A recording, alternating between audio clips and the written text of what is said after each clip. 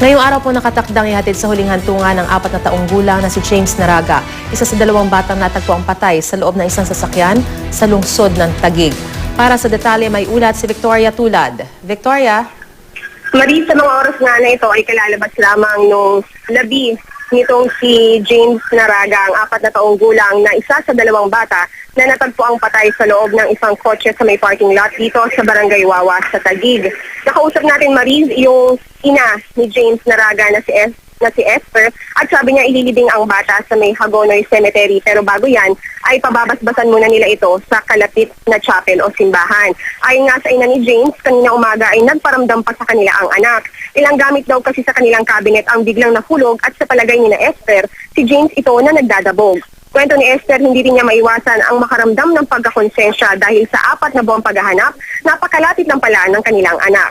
Humingi ng tawad si Esther kay James at hindi raw nila nagawang mahanap agad ang bata.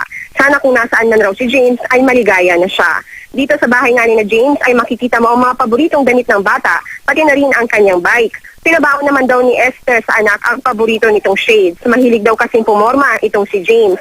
Mahirap man daw ang kanilang pinagdadaanan, Maris, pilit pa rin tinatanggap ng pamilya Naraga ang nangyari.